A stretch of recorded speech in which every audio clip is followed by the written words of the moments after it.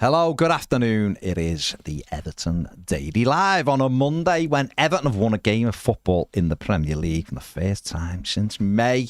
It is Monday the 30th of September. Me and Jack are here. Jack has braved the weather, hurricane weather out there. But Jack, we won. We won a game of football. And it feels nice on a Monday, doesn't it? Yeah, I mean, I don't think it's gone down well with the big man upstairs based on the weather today. I think maybe... could be a shit. Well, yeah, but I just think we've tipped the scales of the universe out of balance now by winning a game. I think, Everton was going to plan. We were going to come in and go, Everton have bottled another lead, have lost again. And, somehow we won. And I think that's the reaction out there. But look, the rain might be pouring, but we're all happy because we've finally got 3 points, haven't we? We have, and we can talk about it. We can do a final word where Everton have won a game. It's so exciting. It's so exciting. It wasn't a great performance.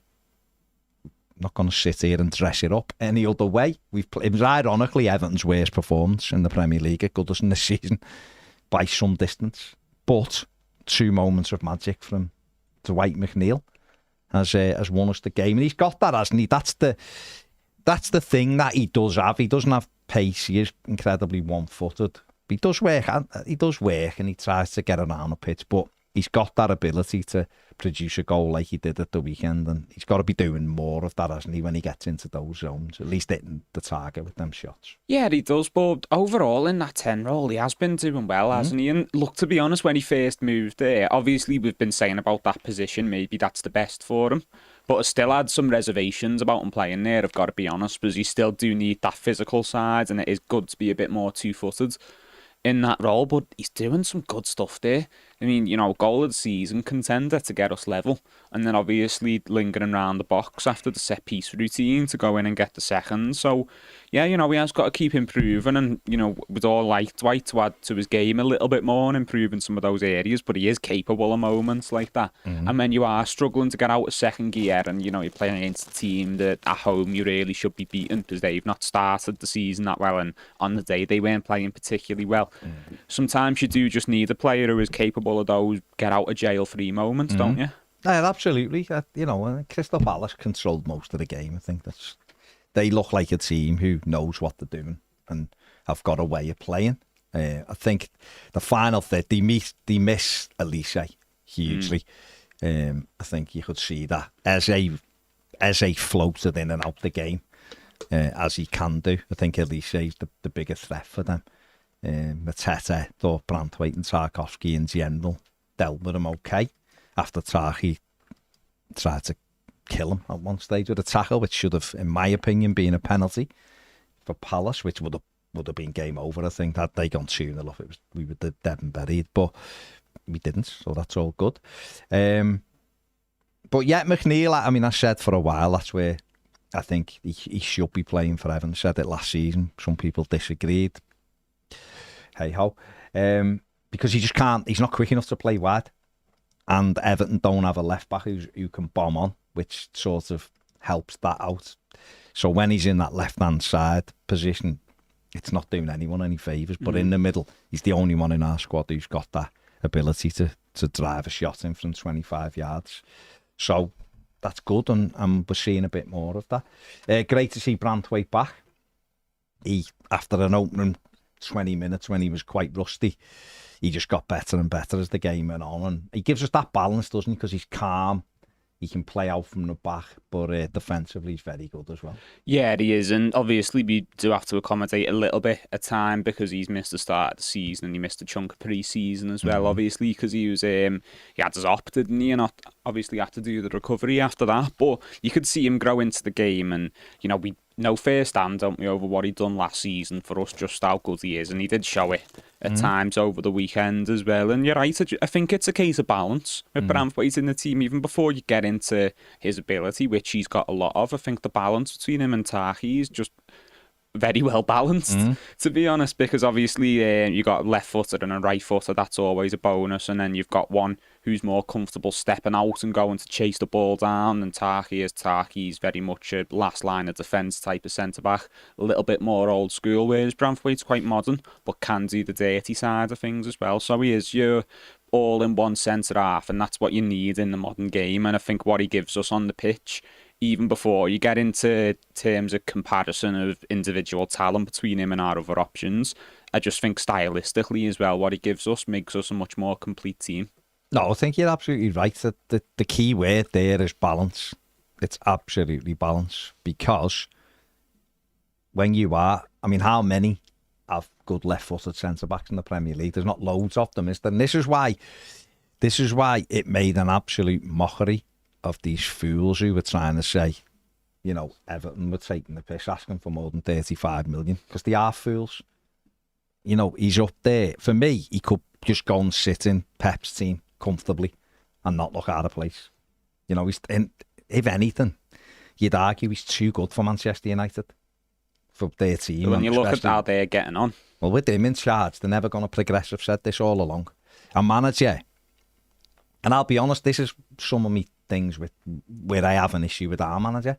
When you've been in a role for that period of time, there should be a clear identity. But Manchester United, more than Everton, don't have any identity. There's nothing. I watched them and there's nothing. And therefore, that's why I was Branthwaite. That's why I was saying in the summer, if you're him, just keep your powder dry, hang on, because your options are going to be even better next summer than what you are this summer. Now, I hope he turns around and signs a new 5-year deal with Everton and becomes the captain and stays for another couple of years and sees what we can do. But I'm not naive. If a big club with big money come for him, he'll move on. But that balance he brings to us just makes everyone better. And it's those moments when there's a lot of mayhem going around and he just puts his foot on the ball and then plays a little 10-yard pass and dissects people, and we get on the half turn and go. That you don't see when, say, Michael Keane's in there, and probably when Jake O'Brien won't play that way either. I think he'll defend more than get on the ball, O'Brien, whereas Branthwaite's just got that ability, which for me, why he is a 70-80 million pound defender, Jack. No, he is, definitely, and I think that's what a lot of us were saying over the summer, weren't it? You know, the only club that really needs to address that position at the moment is Man United. Give it a summer, and things obviously change, and there's a lot of moving parts, and there will be a lot of big clubs, or certainly more big clubs, looking at a left-sided centre-half who can be with us for 10 years and play our style of football and grow with us and be a big part of that team. And you know, that's Branthwaite, isn't it? There's not loads of them on the market, especially when you look at, you know, Yoro, who's went to Man United, who was one who's being looked at for next summer. Because he's talented, but he's still young, and that's another one who's been taken off the table for next summer. So I think it could open up for options for Branthwaite next year. And look, obviously we all want him to stay, don't we? And, you know, we don't want to be talking about what club will we sell him to, but you've got to be realistic, haven't you, and know that he's a top player, which means that the top clubs will be interested. But for now, he's ours, and I'm very happy to have him. And yet, it's 35 million. You'd be looking at double that, like, wouldn't you?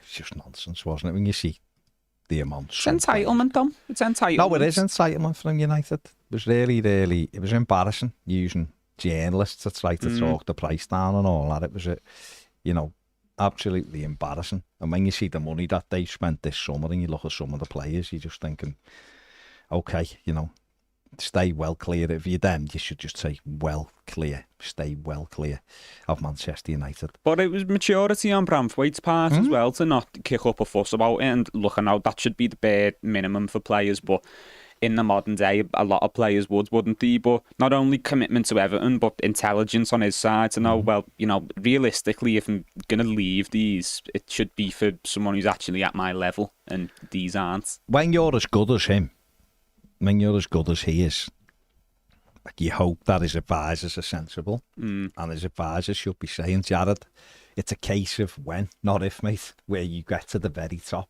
You don't need to go to United to double your money. Money's not going to be an issue in your career.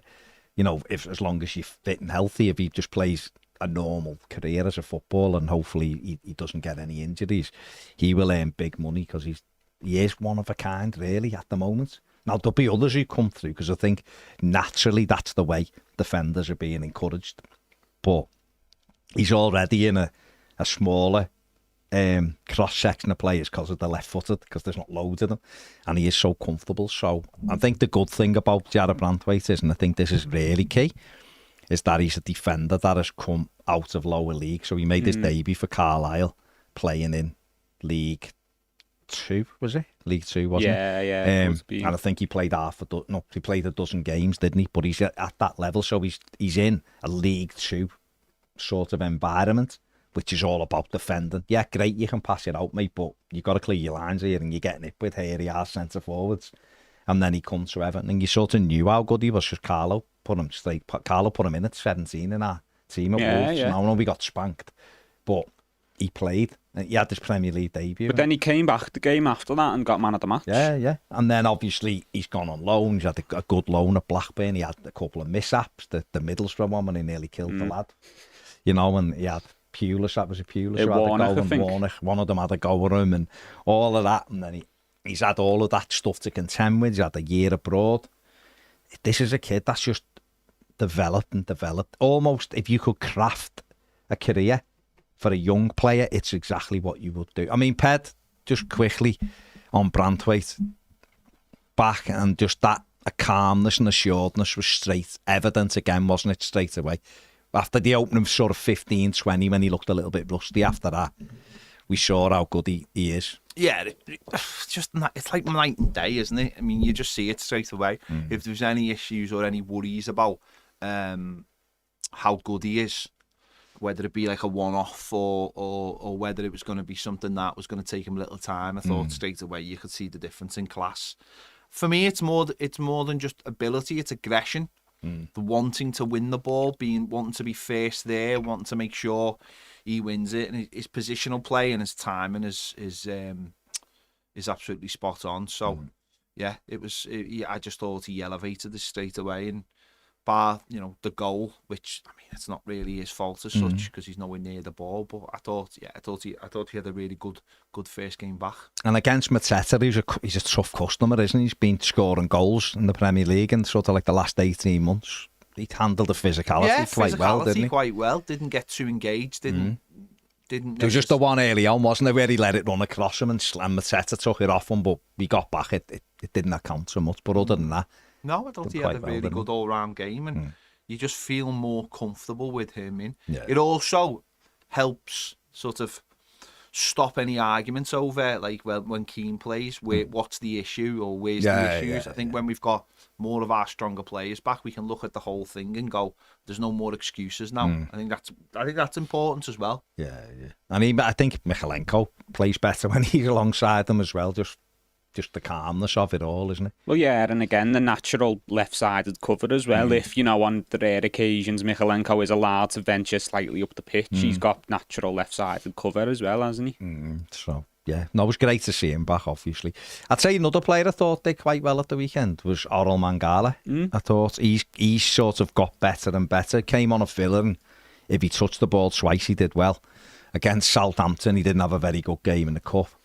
It sort of passed them by. I thought last week at Leicester, I haven't looked at his numbers to be honest, but I'm just going off the top of my head of like at the feeling in the game at the weekend.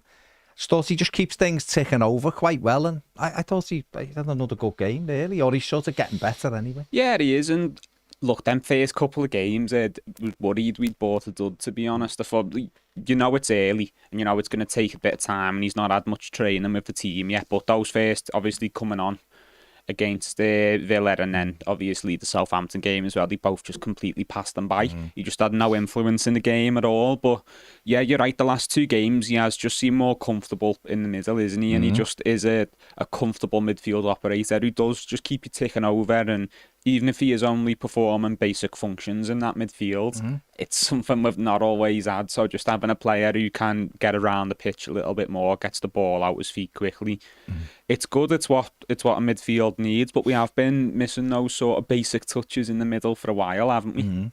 I mean, Jack's just called him like a basic operator of tasks. Would you call him a smooth operator, Pat? As Sade said, or what? Sade. Sade. No, he's done well, didn't I? Thought he'd done well. I like the look of him in both games. I think he's the perfect age, perfect experience. I know a lot of people were disappointed Timmy Abunam wasn't playing on Saturday, but I never put him in my side. I think this is a good time for him to just take a step back, it's all started really, really quickly for him at Everton. And I don't think it's the worst thing that he just takes a little step back and has a little look at what he needs to be doing. And I think people have to. I had this with my mate on the way to the match at the weekend. He was very disappointed that Irabunum wasn't playing, and I was like, Tim Irabunum wouldn't have started a single game had James Garner been fit with this manager. Just the way it is. That he started because he basically had no other choice to play him. Now it might be right for him to sit out a little bit right now, but no one should be surprised. It's not as if whether you like Sean Dyche or you don't like Sean Dyche, there's not a chance he plays. He tells you at every press conference he ain't playing people who haven't played in the Premier League. Now other managers would, and that's why they're better coaches. But the thing he said when we got Mangala was he's got Premier League experience. It's his mantra. It ticks that I think box, he goes to sleep saying it. It's his mantra. 3 times. But I'm all right. Yeah. And Ashley Westwood appears behind you. I watched Ashley Westwood on Saturday against Inter Miami for Cincinnati with Dean Smith as the manager. But I was okay with that because Mangala is a little bit more experienced. And like Pez just said as well, Irabunum's shown us he's got real ability. Take him out a little bit, build him back up, get him back in there. Now it's up to him to step up again now. Isn't it? To show the manager, right, give me a go. Because I'll be honest, even though I thought Decore did okay against Leicester, I don't think he had his best game on Saturday, Decore. So there's a gap alongside Mangala now. Who fills that? Is it James Garner? Is it Idrissa? Or is it Tim? But you need that fight, don't you? Absolutely. You need them all competing with each other. And it looks like we've got the same situation on the right-hand side as well with Harrison and Lindstrom. So, which is, again, something we've been missing because we've had no squad depth at all. But yeah, and I get what people are saying about Irabunum. You know, he started well. Why is he not in the team? And, you know, you might say, yeah, you know, he wouldn't have played, so it doesn't really, he was never really in the manager's plans. But the obvious answer to that is, but he has played and he's done well, so he should be considered. So I do think he should, you know, have his name in contention. But like Ped's saying, it's not the worst thing for him to have to come out and just slow things down because he's not played all that much football. He obviously had his loan spell at QPR where he got game time, but for Villa, it was very much the same. It was in and out the team. Like, we'll play him when we need him. He's good, but he's still learning. And look, I hope we see a lot more of Irabunum over this season, but it's not the worst thing in the world to just take it slow with him and let him settle into this Everton side. And, you know, at the moment, he's came out the team and everyone's really positive on Irabunum, which is great because he's a young player. What you don't want is for him to have came out of the team after a couple of bad performances and then everyone's like, oh, lights him off. Well, he comes back in and everyone's worried, oh, this Irabunum, I'm not sure if he's ready. It's almost better to end it on a high almost, isn't it? If it is a player who's not quite ready and a player that you have had to play because of a little bit of emergency in terms of injuries in the middle. So now when he comes back in, everyone will be like, oh, great, Irabunum's back. See, I think, I mean, Ped said this before, but I think him coming back in should be cameo appearances and maybe in Dwight McNeil's position, just for not coming in instead of Dwight McNeil, but if McNeil's done sort of 75 minutes of work and he's like tiring, then like Saturday, yeah, because he travels. He made the right subs. He made the right subs. Yeah. He got hold of the midfield. That's what should have happened against Bournemouth. Yeah, absolutely. That's exactly what should have happened against Bournemouth. That just, I know we didn't have as many players available for that game, but he still had. We closed down the midfield and we didn't move people around. We didn't move Dwight to the left and took Njai off. We left Njai off, so we still had a threat and we shut the midfield down. And that's exactly what he should have done with James Garner in the Bournemouth game. So there's more options and that's better. But going back to the original point, I think, yeah, I know people like what he's seen out of Tim Irabunum, but it just take a step back. The lads can only really get going 70 minutes in a game.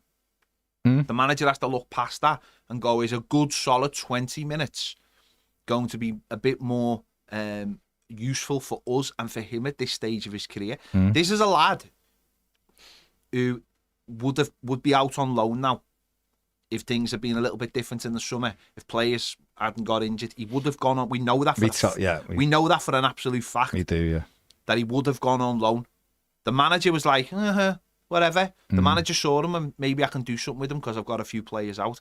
He would be out on loan and we'd just be going, is he just, have we just, and you know what? It's better he didn't go on loan because, of course, with all the eyes and all the chatter about those transfers, we've brought a lad in who's gone straight into the team, played a few games, and no one can dare say to us, oh, you bought him on, He's just a you paid too much money for him. Just let him develop now, in and around. He'll get games of football, but just right now, just let him have a sit down, have a look at what he needs to do, and let the more experienced heads be part of the team. And I think for that we'll be a lot better. Yeah, definitely. I think that will be his role as well. Coming in, there's 20 minutes left, like you say, use all that energy over this 20-minute spell and shore up that midfield. But if there is another period where we do have more injuries in centre midfield and he has to come back in the team, or maybe Garner has to go to right back, if he does have to come in, he'll be coming in off the back of the last time he was starting, he was doing well, so people will be positive and people will trust in the fact that it doesn't matter that he's a young player, he's shown he can hang. But I remember you saying the thing on deadline day, you were delighted with Mangala because we were talking about the options in midfield, and we've got Mangala, Idrissa Gana Gay, James Garner, we've got Tim Irabunum, who were all in, the core. Eh? You got 5 centre midfield players there, and if we're talking about Dwight just off the front man, we know that Linson can play in there. We know that there might be an occasion where he throws a Breuer in there when he's fit off Dom, or a Chimiti, or a Njai, because do you know what I mean? So all of a sudden you are mixing that kind of thing up. Again, I had a disagreement last week with someone who was telling me this squad is one of the way, and he was come out in full Sean Dyche colours and a Sean Dyche mask on and giving it the big one of like no one could do a better job, and he's a miracle worker, winning 5 games in a year, it's a miracle worker. Obviously he doesn't understand football, but well, he obviously didn't, because he was trying to say this squad is worse than Southampton. Seems to have struck a chord with you. I just love that that's the default setting. Well, it is. If you're telling me that this squad is worse than Southampton's, then you clearly, football is not for you, and train sets are. Whoa. Train sets are great. No, train sets so are you're great. saying that people like train sets can't like football? No. I'm saying, but there might be an opportunity to enjoy some train sets because you don't understand football. I think more football. like remote control planes. Maybe. See, I don't see a crossover in remote control planes. Their skill, know stuff about their skill. Exactly, you've got too much time. Yeah, maybe. You've got to. It's not a part-time hobby, is it? You've got to literally be married to that, and some might be. Modern world. But this squad is not in any universe, or the next one is worse than Southampton's, or worse than Ipswich's, or worse than. Isn't that a key point from the weekend? Something I mentioned on one of my videos was, I mentioned it literally the minute I came out the ground and done my video, was watching that Crystal Palace team. They're not better than us. Like, literally not better than us. Bournemouth aren't better than No, that's what I'm saying. Brentford aren't but better again, isn't that the narrative of no one's talking about Crystal Palace going down? No one's talking about Bournemouth going down. It's because no one's talking about a lot of teams going down, and yet we've the narrative coming out is stay up, get in the stadium, stay up, get in the stadium, stay up, and it's like, break out of that narrative. See, what frustrates me with some of our fans is that come from the club, though. No, it's the club, is what the manager peddles it. This is where there's got to be a change from everyone. But some of our fans play our team down as if it's dreadful, and they talk everybody up as if they're amazing. I heard it last summer.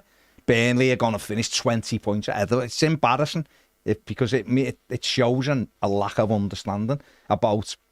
But there's a lot of talk about Luton, who were miles off us. Luton got battered again at the weekend, but it's a level of understanding of where your baseline is for players.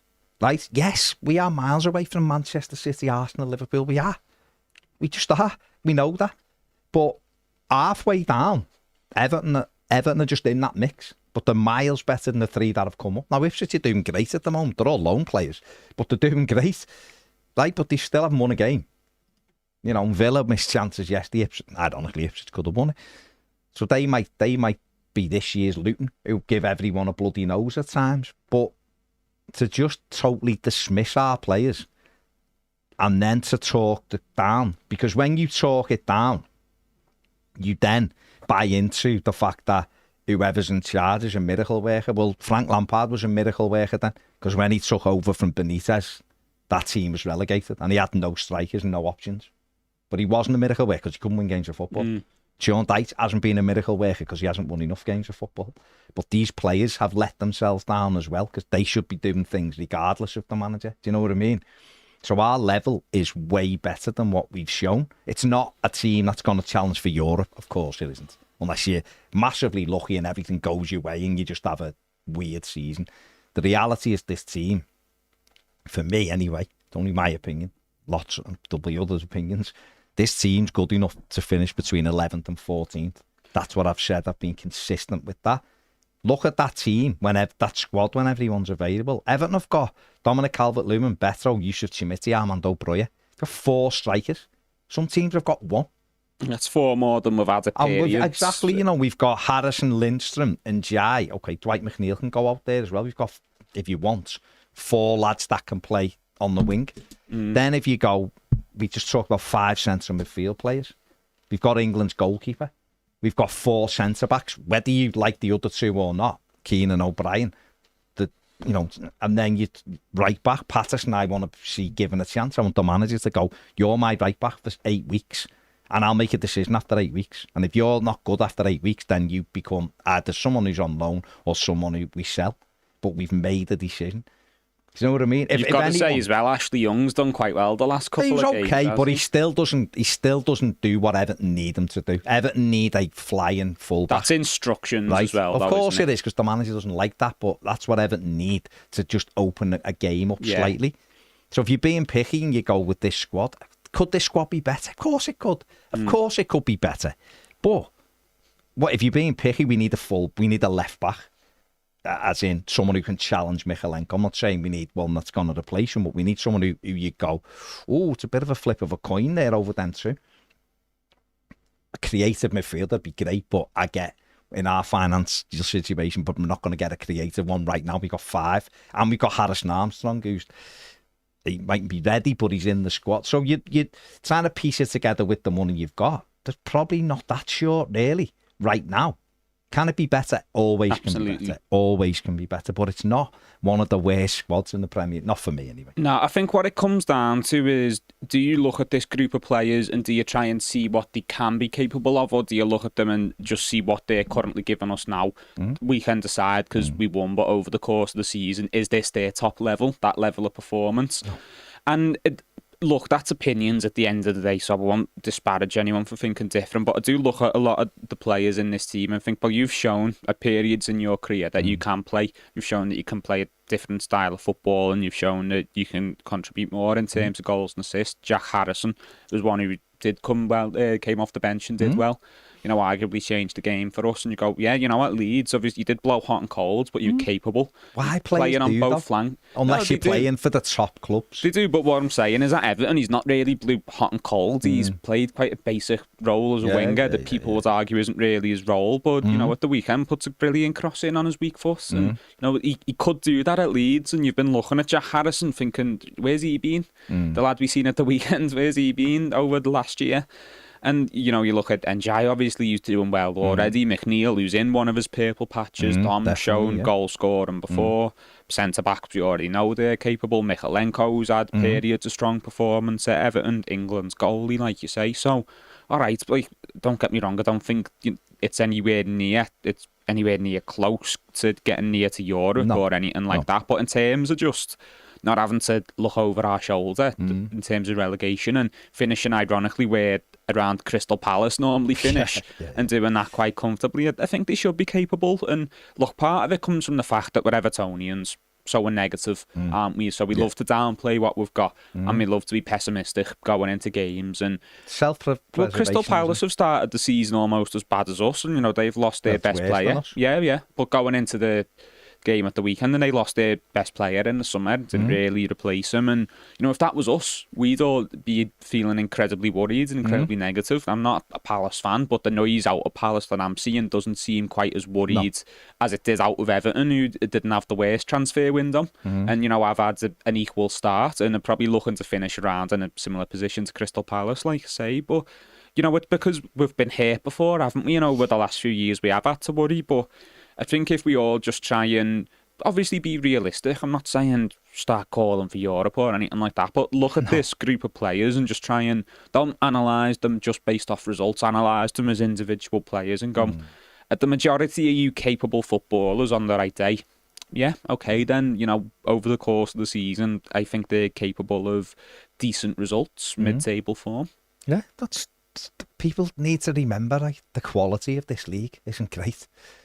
Just not. You've got a few teams near the top who are very good, and then the rest, they just, meh, you know, and then the bottom ones are poor. Everton are more than capable of finishing above Wolves, Brentford, Fulham. I'm saying are you in will. sixth. Fulham are flying, right? But you look at Fulham and go, you know, now Marco, ironically, is one who we did make a mistake with. But that's football, isn't it? He's getting a lot out of them. They play on the front foot, though. So, listen, again, like I said, no drama this season is a big thing for us. No drama. And if we can avoid any drama, we'll do well. And it's up to the manager to get better results. Otherwise, he's got an issue with the new... I think he'll have one anyway with the owners, but he's got to get better results. These players have got to stand up and be counted for themselves and get better results. And then maybe as a fan base, we will relax a little bit and just go, right, okay, let's see what. But I think we are better than some people give us credit for. Our own fans don't care about other fans. But when you look at the likes, I've seen Brighton, who were incredibly average on day one until we went down to 10 men, and then they battered us, rightly so, because they do keep the ball well. Bournemouth, we should have comfortably beaten them.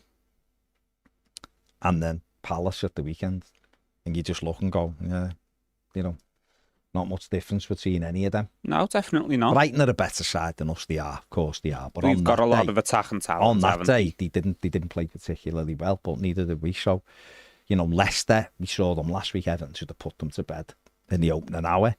So you look at those teams in the league, and there's enough there to look and go, yeah, you know, who knows? We could be comfortable this season. Yeah, I mean, it's difficult to judge overall, isn't it? Because we've never shown a consistent level of form over the season, have we? It's very much been patches of either terrible form or great form for short periods. And it, you know, either don't win for ages or we win a few in a short period and get that. And over the season, that amounts to an okay points total, but you never show that points total in a consistent vein of form. It's and you can't be like that. No, you can't, because you're relying on your purple patch, aren't you? And that's why, you know, the manager still had his critics at the end of last season, even though the points tally itself was good. The way we got there didn't feel very safe or sustainable. No.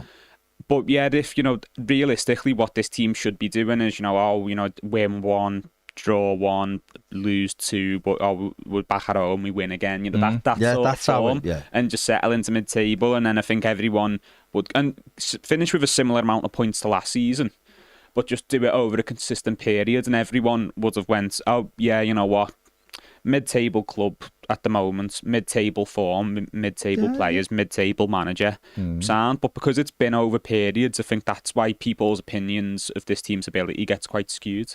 But I mean, what I would say to anyone who's coming back at me with that is, Saturday we've won the game in our worst performance for me in the Premier League at Goodison this season, which is ironic, but that's what football, I guess, is like. But I do believe that if the coaching staff trusted them to play a bit more football, I think we'd be better. I'd honestly believe that. And hopefully the win might relax the coaching staff as well to go, actually, lads, we can play a little bit more than just whacking it up to Dom. You know what I mean? But we'll see as we get through it. Toffee says, finally a 500-mile round trip with a win at the end of it. God, imagine. I know. 500 miles. Dedication, that well done. Would he go 500 more? More? I think he would for another win, yeah. Which he will do. Corin, who's a YouTube member, says, hello lads, feeling better after a win. Long may it continue. Rob says, and we came from behind. Rob is also a YouTube member as well. Rob Vanman, Richo, afternoon, Baz and Jack. Good afternoon, Richo. Are you happy today? Lots are, and rightly so as well. It's good. Gary Ward says, howdy. Michael Rafferty says, about time, but he still needs to go. Okay. James Wallen says, love the new Tenable series. Well done, Jack. Although got done over with the first one. Yeah, you were poor on the first one. You got better. Pressure. You got better with the second, to be fair. Chris Byrne says, hi guys, went the game on Saturday and I'm struggling to be happy with the win. To be honest, we were shocking in the first half, not much better in the second half, despite two excellent goals from McNeil. And that kind of football to watch is like pulling teeth. Also, the manager's comments after the game really annoyed me. in the interview I heard. First thing he wanted to praise was his tactics. So he's happy to throw the players under the bus when he goes wrong, but when we turn it around, he's a genius. Against better opposition, there's no way we're getting back into that game. Play like that against Newcastle this weekend and see what happens.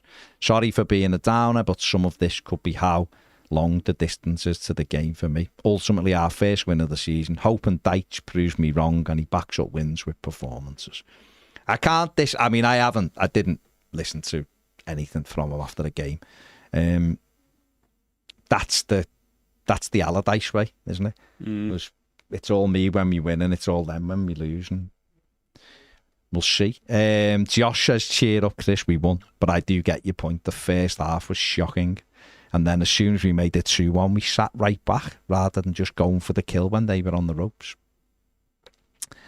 Duckdo says, my third kit arrived the very day we won. I may need to order another one. Yeah, just keep ordering kits for the game days. Jake Ablett says, Branthwaite makes Tahi look good. Give him the number 5 in the summer along with the captain's armband and a new contract. Chris also says, on a positive note, great to see Branthwaite back. He got back in and proved why he's the difference maker in our defence. Mark says, I spoke to some Palace fans at the end of the game. They had no complaints about the result and had similar complaints to us. No pace in the team. Strange tactics and terrible subs. I thought that Deitch got the subs right this weekend. He did. And thought Young had a good game. What would you do in centre mid for the next game? I'd probably take the Corey out, to be honest, against Newcastle. And go... Idrissa. Would you? Yeah, I think so. Is it going to be difficult for James Garner, to get back into this team now? Which, again, the competition's not the worst thing, but I think he likes the balance stylistically of having Mangala in there. I think he's going to keep his place for at least a few weeks, Mangala. And obviously, last year, James Garner was someone the fan base was obviously very positive about him before that as well, because he was, the young midfielder trying to make his way in, but Irabunam almost fits that role now, so... I think he might be the one who misses out, James Garner. He's more of a 6, though, isn't he? So it depends if he wants to be steady in midfield and have someone protecting. Maybe that's the role James Garner can play. But I didn't know whether he'd leave him at right back, you see. But then obviously Ashley Young always gets the nod, doesn't he? And he had played well at Leicester the week before, but all being on the left.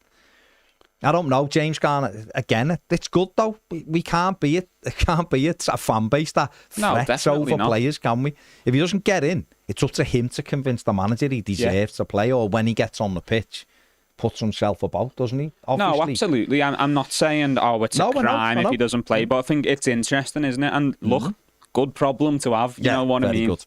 It's a good problem we've not had for a long time. So. Exactly. You want that all over the pitch, don't you, really? Benjamin James says Branthwaite was as smooth as a Tennessee whiskey. There you go. I'll take your word for it. Jay Radcliffe says, made my first trip to Bramley Moor on Saturday before heading to Goodison. Wow, the size of it when driving down to it blew me away. And was good to see all the banners in the Bullens. Yeah, some big flags by me, to be fair.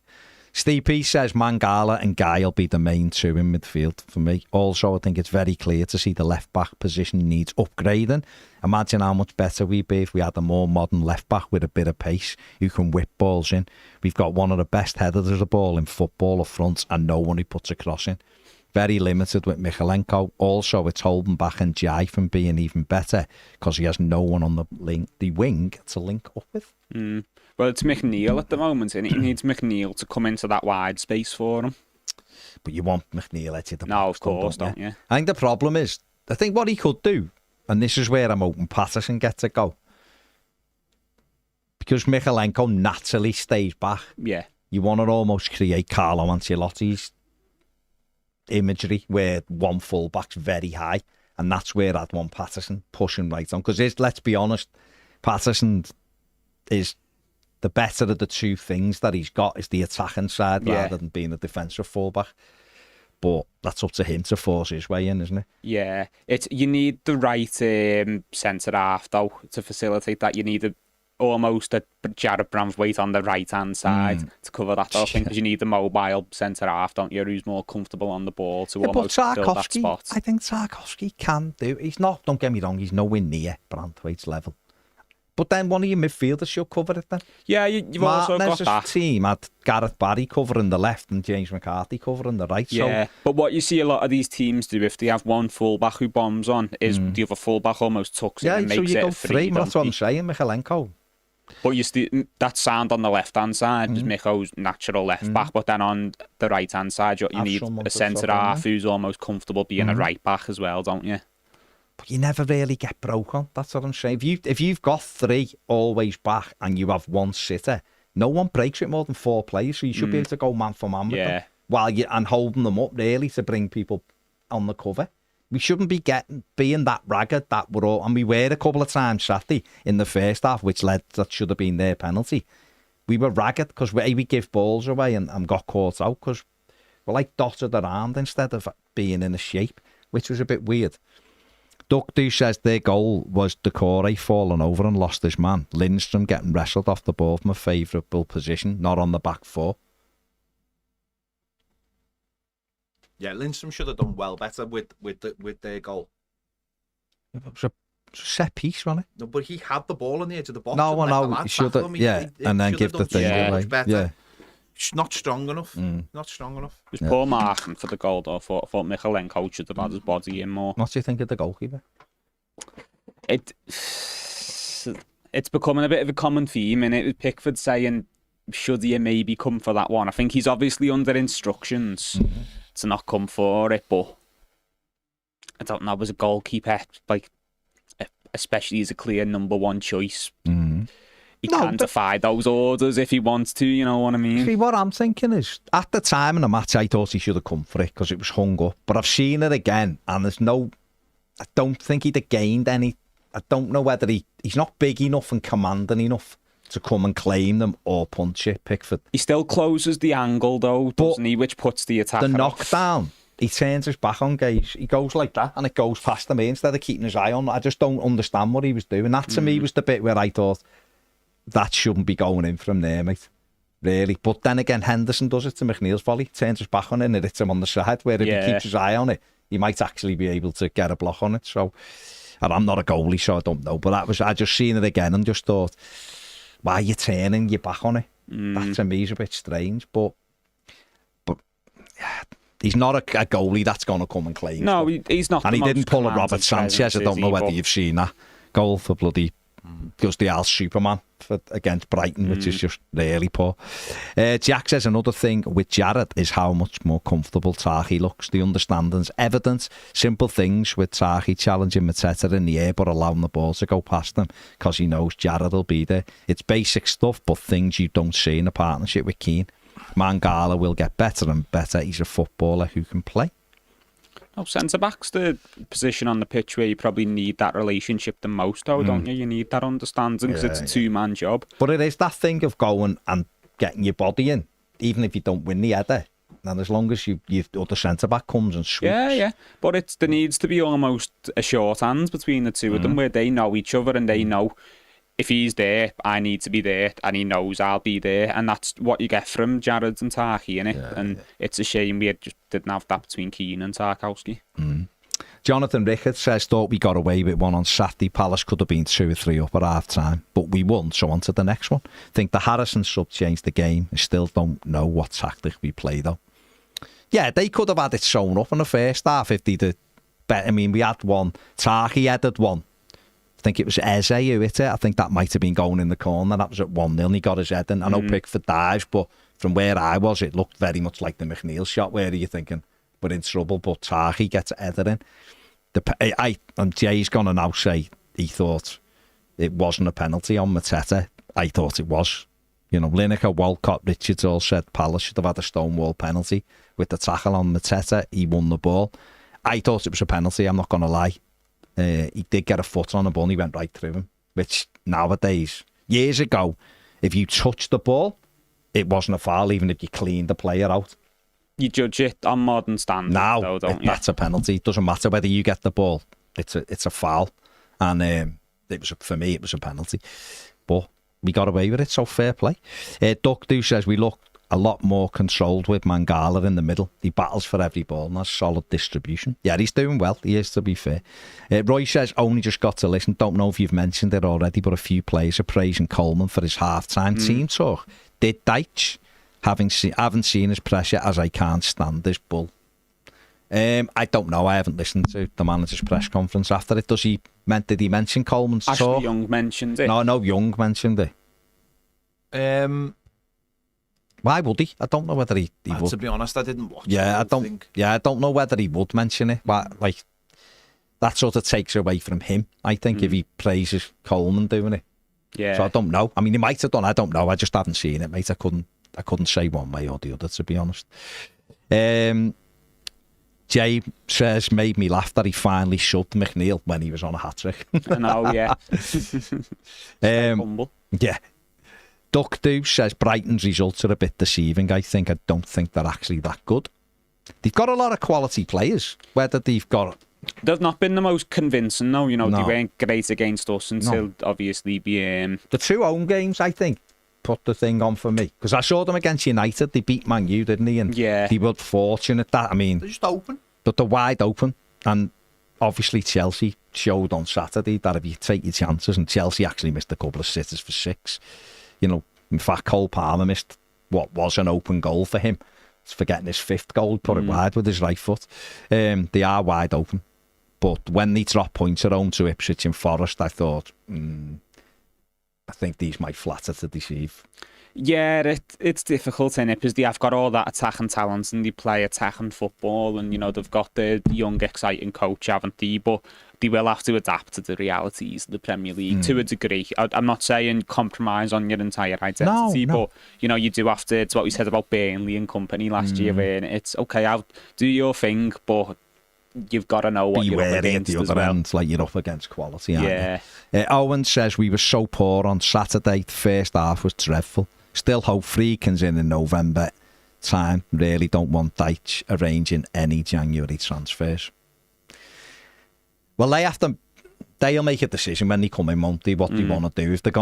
If they think they're gonna move the manager on, then they can't really sign players for him, can they? They will defer, I imagine, to Kevin Thelwell. And to be honest, that's what the club should be doing anyway, Jack. The club should be doing transfers for the club in case there is an occasion where they want to change manager. If you defer to the manager all the time, you get a Frankenstein squad at the end of the day, don't you? Yeah, because you have managers of different styles, don't you? Who sign players to fit their style, and that is going to be the interesting thing with the manager's future, because while I don't think anyone thinks he'll be the manager come the start of next season, will the Friedkins want to get a director of football in before they make a decision on the manager, you know, their own person, to then make that decision and bring in their own manager almost. So that's going to be the interesting part. But yeah, you can't be signing players who only fit Sean Dyche's style of football if you know he's not going to be at the very least at the start of next season. You need players who are going to be able to come in and work under the next manager, don't you?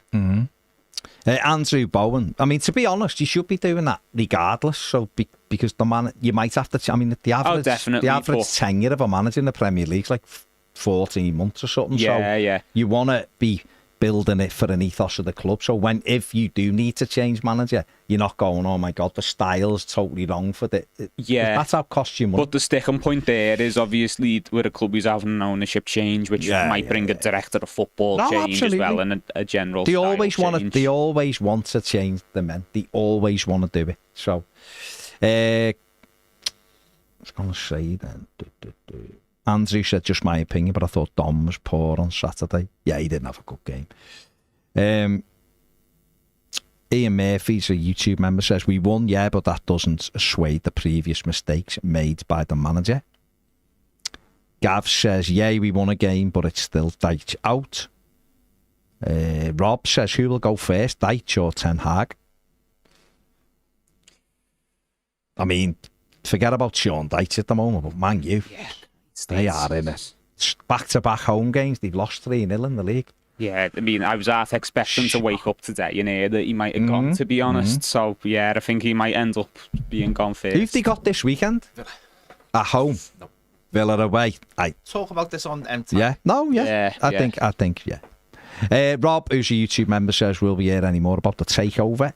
No, it's just going on, isn't it? There won't be updates every week. Yeah, I think for the next couple of weeks, no news is good news almost. We just need it going on quietly, just taken care of, no issues, don't we? No, I'm agreeing, Abby, who's a YouTube member, says, I was shocked that Tarkowski's tackle wasn't a penalty, and he's the last defender. Yeah. TL says, I think Pickford, who's a YouTube member as well, of course, I think Pickford needs to calm down a bit. But people also jump on him very quickly because of his history and personality. Hostility from other teams' fans never helps with that noise. Chris Byrne, who's a YouTube member, says, no, he didn't praise Coleman. He praised himself, though. But, I mean, realistically, why would he praise Coleman? It's the way he is, though, innit? You've said he wants that credit for himself, and he's obviously a fella who's fearing over his job security. So, you know, regardless if we don't like him or not, he needs to try and build the strongest case for himself, doesn't he? And it builds himself up to be the best manager and take as much credit as he can, because that's what you would do if you were fearing for your job, wouldn't you? Yeah. Gary Borrow says, sorry guys, usually totally agree with your point of view, but in Tim's case, you're well off. Tim is already ahead of the core, I think he means. Should have played 70 for 75. No, I'm not disagreeing with you, mate. I like Irabunum. I was surprised he was taking out the team. My point of view was he wouldn't have played a minute, he wouldn't have started any Premier League game this season so far if the manager would have had James Garner available, because he just wouldn't. The manager wanted him out on loan. I just don't think he wasn't ready. But it's happened. I just don't think that's true. I don't think he is miles ahead of anyone else. And also, the way we started the game on Saturday was with 4 very attacking well, obviously 3 very attacking plays in midfield. And I think you need that. You do need that discipline. I'm not 100% sure just yet in his game he's got that discipline to sit in and just do the little things. Do you think Irabunum, if Garner would have been fit, do you think he'd have started the Premier League game? No. There's no way he would have done. There's not a chance he would have. So he's done great, like Ped said. It's really helped us that those players were injured, actually, because Tim's had a chance to play, and we can all see that he's got loads of really good attributes. And we know we can rely on him. And hopefully now we can develop. But we'll see. We'll see, won't we? We don't know, do we? We'll see. But hopefully he will get his chance again, and hopefully he takes it. James Graham, YouTube member, says, Dyche has got a better squad than he's ever had, but still performing at the same level, and still dropped a few theys in there in his press conference. Corin, who's a YouTube member, it's a good team, but a bad negative manager. Better managers win more points with the squad. Well, we don't know, do we? He's the manager, and he's just won, so let's not. Let's just deal with us winning the game. Abby says, just asking a question, but how tall is Garner? Can he play centre back? No. James Garner? Not for me. Not for me. Ian Price says Tim's not going to develop sat on a bench.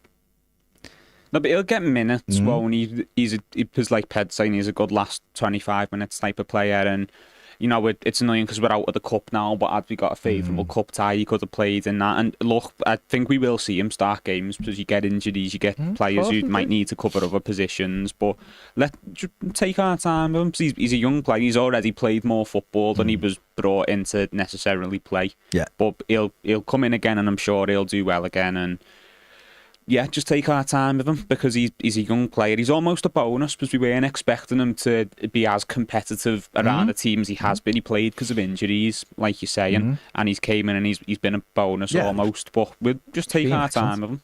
Like, last 2 before we finish. Craig B says, at the 6th attempt following 5 defeats at home, my daughter no longer believes she's a jinx at the games. She's not a jinx.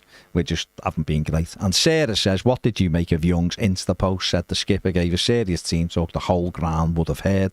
Hearing Dyche has lost the dressing room, I kind of thought Young was making sure we all knew who the driving force was. Yeah, I mean, don't know. We know Seamus anyway is obviously going to make his voice heard because he's such a big Evertonian, don't we? Yeah, listen, we don't know, do we? But at the end of the day, if Coleman made a huge difference, brilliant. But then players should have known they'd underperformed anyway. But hey ho. Right, we'll be live on More Than a Game in about 5 minutes or so you don't have to go anywhere. Get yourself a drink, and me and Jack will see you then.